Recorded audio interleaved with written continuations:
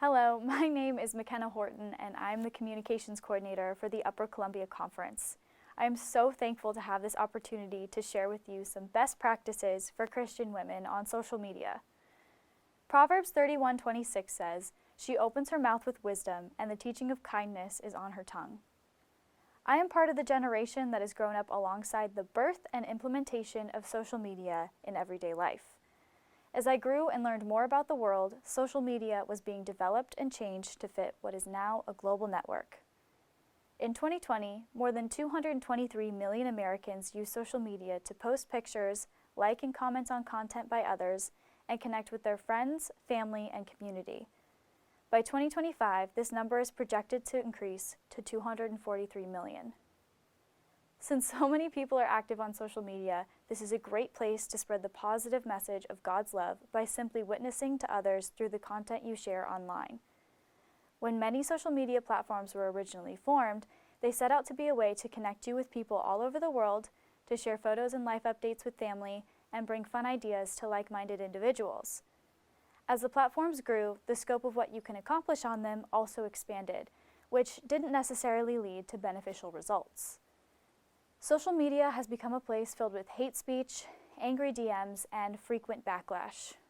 How can we, as Christian women, display kindness to not only our friends and family, but also to strangers we may encounter online? As I mentioned to you before, on social media, you share content as well as like and comment on content shared by others. How can we witness to people online using each of these methods? Sharing content on social media happens in two different ways. 1, you create and share your own original content. 2, you curate content from others to share on your page. Curating in this case means you are looking through content produced by others and sharing it with your followers. It is important to think through everything you share online, whether it is your own original post or you're sharing someone else's content. To ensure the content you are sharing reflects God's love, the overall message you want to present, I recommend using the think method to evaluate the post before you share it. Think, THINK, is an acronym to help you remember 5 questions you should ask yourself about the content you are going to share. Let's start with T. Is it true? Misinformation is widely spread using the internet, especially social media. Before you share a post, be sure to do your own research to make sure that the content you are sharing is true. For example, if you're sharing a Bible verse that isn't widely known, I'd recommend searching online just to be sure it was attributed properly. It is possible that somebody misquoted the verse or said it was in Luke when it really was in Matthew. Similarly, it is important to fact-check posts that share details, such as dates for upcoming events. It would be bad to share a post that shares your child's school fundraiser is on February 30th when the correct date would be March 2nd.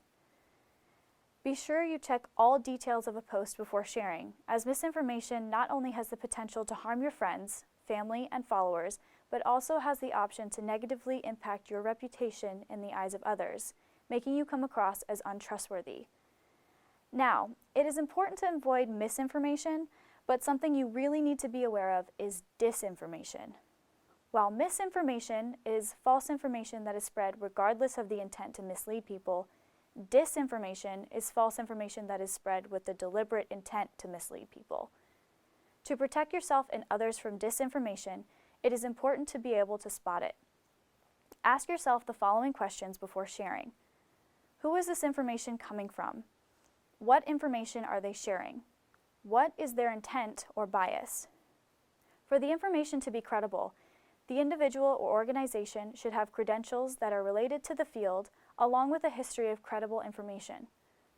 While you may not intend to spread incorrect information by sharing someone else's post, the person may have posted that to intentionally mislead people, which makes you indirectly responsible for the sharing of disinformation. To prevent this, it is important that you conduct your own research into the truth of every post you create or share online. Next is H. Is it helpful? Ask yourself if the content you are about to share is helpful to the people who are going to see it.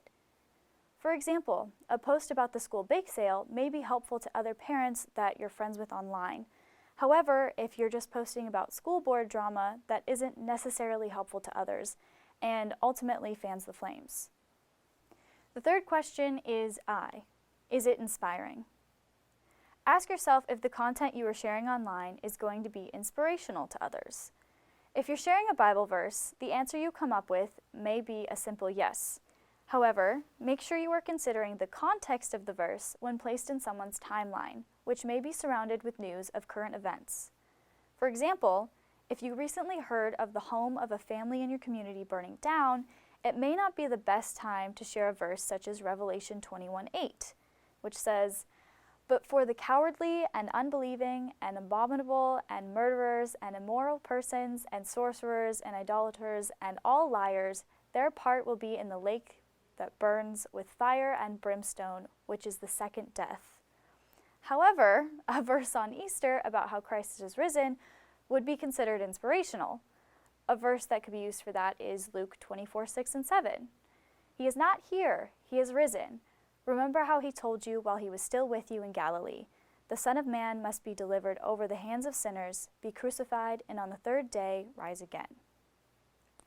The next question is N. Is it necessary? Figuring out what is necessary to share can sometimes be a difficult task. Sometimes it feels necessary to share the location of the place where you just had the best burrito of your whole life, but in reality, is that really necessary to share? Ask yourself if the post you are sharing is something that is really needed by your audience, if it has some sort of value that will enrich their lives. If not, it might be best not to share that content. Finally, K.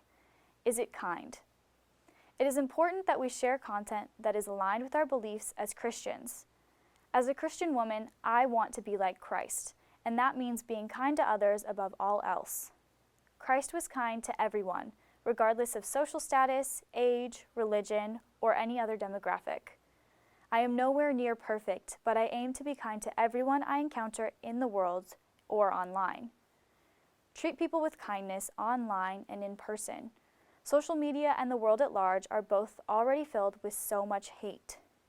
As Christians, we should not be contributing to hate speech, angry Twitter feuds, or the sharing of hurtful content.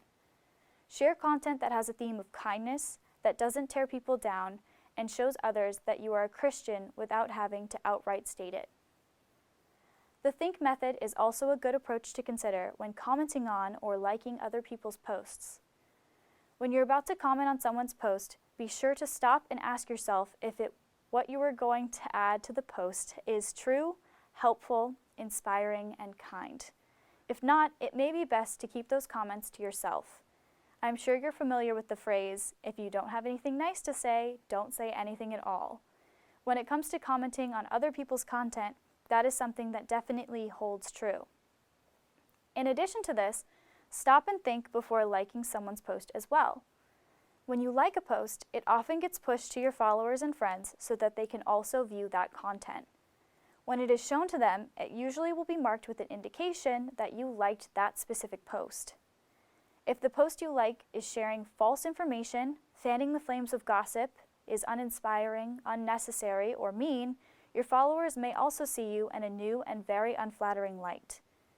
Seeing someone that identifies as Christian sharing things that are hurtful to others not only damages that person's reputation, but also impacts how others view Christians as a whole. In effect, we would be misrepresenting who Jesus is. Unfortunately, that is all too common today, which is why we need to be sure that we are spreading true, helpful, inspirational, necessary, and kind things on social media and out in the world.